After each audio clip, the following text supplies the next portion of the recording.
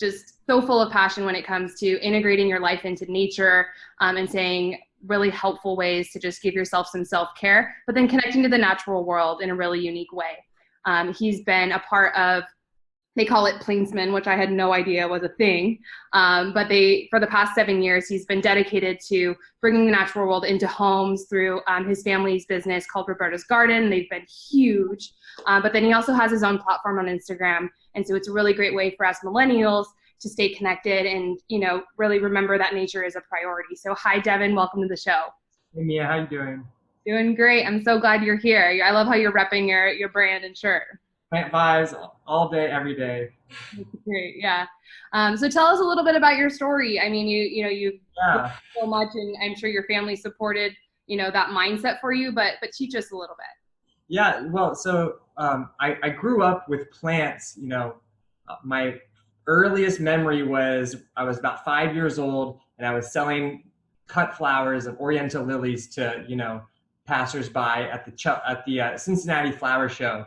And but growing up with plants my whole life, I always took them for granted until I started to get a little bit older. After I graduated from college, it was 2012, and a lot of my friends, 2008 happened, and by 2012, by the time I was graduating, it was still a pretty tough environment out there.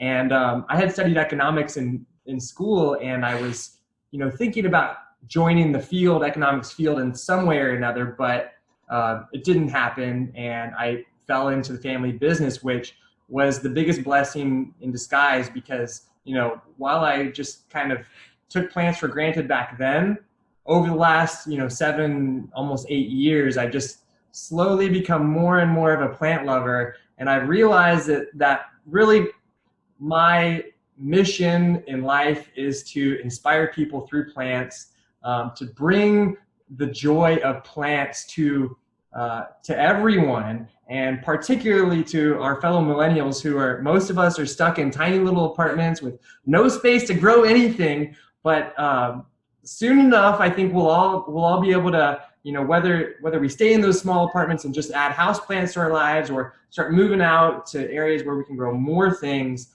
My mission is to kind of lead people along that path to bringing plants into their daily lives.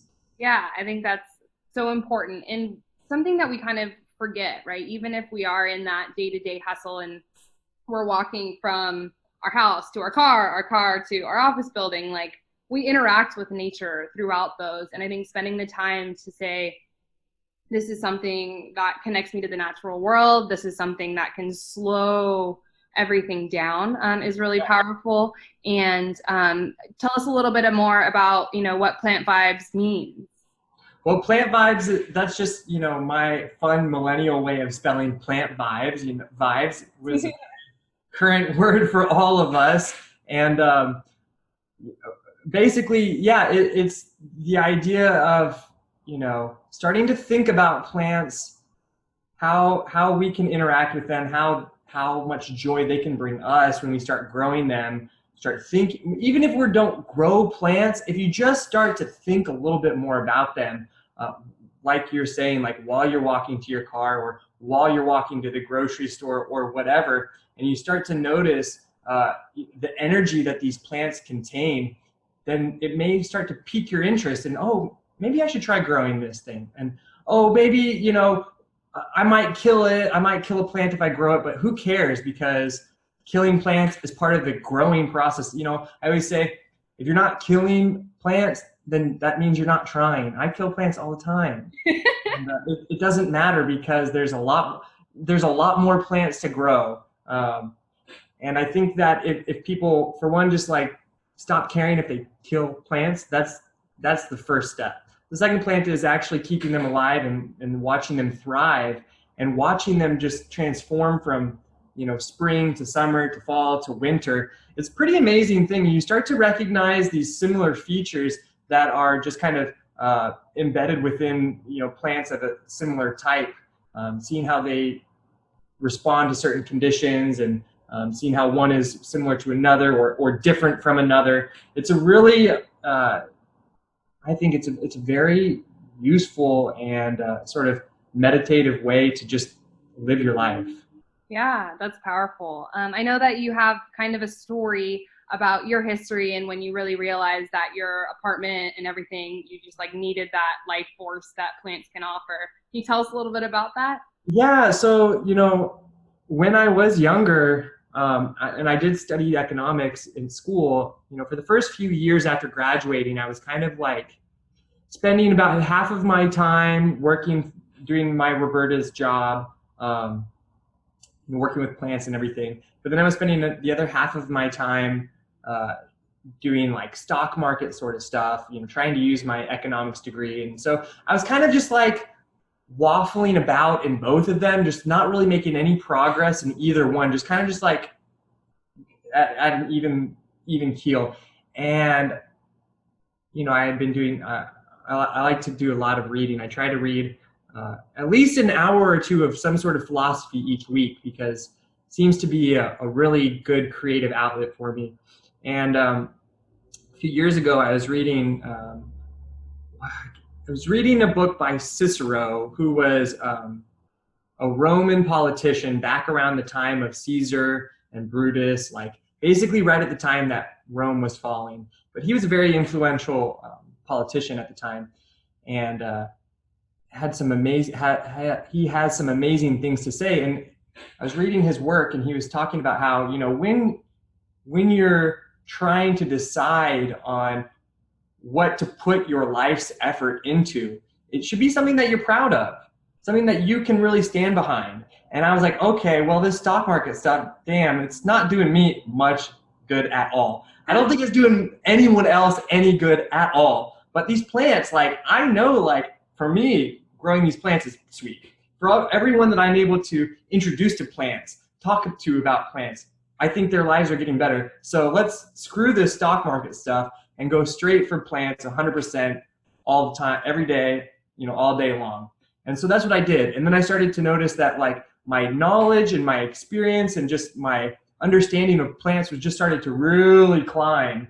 And that was a few years ago, and I have zero intentions of looking back. It's only gotten better, and I've only been motivated more and more as time progresses. And the more that I learn about plants, the more that I realize how much I don't know, and how like I have a whole life of getting to know more about them, which is sometimes daunting, but most of the time sweet. Yeah, and I think that's a great example is just how you can consider, what direction you're taking your life in and really saying, It's hard. I'm going to stand in my power while I do it. Yeah, totally. Your energy changes. Like your energy totally changes when you were talking about your like the stock market, and nothing against those people. I'm just going to disclaim. No, I mean, yeah, it has its role in. But you took the time to figure out yourself. I think that's the big goal, right? Is Yeah. Okay, where do I do this? What sets my soul on fire? And how can I really be impactful with my time? And that's, I think a lot of millennials want to have a purpose. They want to say, I'm waking up, this is what I'm impacting, this is what I'm doing. And honestly, I feel the same as you do. Like the natural world for me, it was like health. It was like, no matter how far I get in my career, even 40 years from now, like my bottom line is something that it applies to every human being on this planet. And there are those foundational, just food, water mindset. Like it's back to basics for me. And that's what really sets me on fire and just gets to know, because I'm like, the human body is so amazing. And so is the natural world. So a plant is a different version of that, and everyone's going to be different. Every millennial, you're going to have that thing, but I want you to all my listeners, I want you to see how excited he is and how on fire it is. Cause that's what you're looking for. And that's, how you want to like run your everyday. Yeah. And I was very fortunate. I cannot, forget to say how thankful I am to my father for just bringing me into the world of plants, which was such a blessing. And it's just crazy how, I grew up thinking, oh man, growing up, I was, growing up in the Midwest in the 90s, I was embarrassed that my dad sold flowers. I was like, this is like lame. And then as I grew up, and then I started to realize, actually, this is the coolest thing I could ever ask for. What an incredible opportunity I've been given to work with plants for my life. But then there was another thing that really like kind of like got me in like fully loaded into the plant world, and that was I had just moved out to the West Coast from the East Coast, and I moved out to Seattle back in 2016. Had broken up with an ex-girlfriend, moved out to Seattle because I needed a fresh start, needed somewhere to move. I knew one person in Seattle at the time, didn't know anyone else, but what I did know was that there's tons of incredible gardens out here, and gardens that I had never grown up in the Midwest. I didn't realize that gardens could be so gorgeous, or that there could be so many like public places for people to enjoy like that. And as I've gotten older, I've realized that actually most states do have some really incredible gardens that are either free or for small fees. Anyways, What are but your top two favorites? well, okay, so I have one out here that is called Blodell Reserve, and this is the one that I think it really, oh man, so it's a strolling garden. So you take like a 2 hour like walk in and around this incredible estate, and it I can't remember when it was created. I think at least back in the 40s or 50s. But there's so many mature trees there. The environment is incredibly lush. There's flowing water all over the place, and you walk through this, and then when you leave, you just feel like everything that you had thought, all of your worries, all of your stresses, all of your cares that you had come into the reserve with, they've totally just like flown. They're no longer in your viewpoint, in your point of view anymore. Now you're just at this total serenity and tranquility and calmness. And then I started to realize, spending like 2 hours out in nature can absolutely affect your mind, your spirit, and just the quality of your thoughts. And that's when I realized that there really is something special about plants and spending time with plants, and just trying to understand them. So that's one of my favorites. My second favorite is actually out in Pennsylvania. I split my time. Most of the year I'm in Seattle. The other half of the year I'm in a town called Westchester, Pennsylvania. And there's an incredibly beautiful garden around there called Chanticleer. And it's called a pleasure garden, which is also very similar. It's a similar idea where you just kind of stroll around. There's seats all over the place. You take a little seat, you view what's in bloom at the moment, and then you keep your journey on, and it really is just absolutely phenomenal the way that these gardens affect your just general well-being. And Yeah, that's a beautiful tip. And, thank you for some of the locations, because there might be people that are like, oh yeah, like I'm in that town or I'm in that city. And so definitely go check those out. And even if you're not in either of those locations that he just mentioned, like get curious about it. I remember I moved to Northern California like right after college, and there was this, like it's literally downtown. It's city. I mean, it's like a different version of downtown San Francisco, really. yeah. And there was this rose garden, and I was like, that's like so interesting. And you walk around, and that vibe just it changes. It really does. And it was this little like safe haven and this taste of home, because I grew up in canyons, and I've always had, just natural sounds around me. And so that was a really good way, especially being away from the ocean, to kind of just remind myself that I'm pretty a small piece of a really, really big universe, I guess. Yeah, totally. No, absolutely. And yeah, and when you go and spend time in those gardens, it just you feel more connected to your surroundings, and your cares, you realize, are probably not as important as you thought they were either, which is we always need to be reminded about what's important in life. Yeah, for sure. So, your tip of, 2 hours a week, going to these experiences, how can people start to integrate that into their life? They already are kind of figuring out what those habits are that they want to stick. So for my listeners that really, really want, to introduce something to the natural world, how does that start? Well, I think it's as easy. I'm also a big walker. I love walking. And whether if you have some forest land, some woodlands, if you have your own garden or, your parents' garden. A lot of us millennials, we don't have our own gardens. Who am I kidding? Uh, or even if you just have, one or two plants that you can actively just like sit next to and just kind of like start to absorb their frequencies. I have been trying to host a weekly meditation out at this rose garden that's really close to where I live here in Seattle. And I invite my friends. Let's go sit in the garden for 20 minutes and just kind of just absorb the energies of the plants surrounding us. And everyone just tells me how they feel just refreshed afterwards. So whether it's sitting amongst nature, walking through a park, or a forest or woodland, or going to visit a garden, 2 hours, it doesn't have to be all at once. You can divide it throughout the week, whatever is convenient for your life. But at least 2 hours. I'd like to say more than that if you can swing it.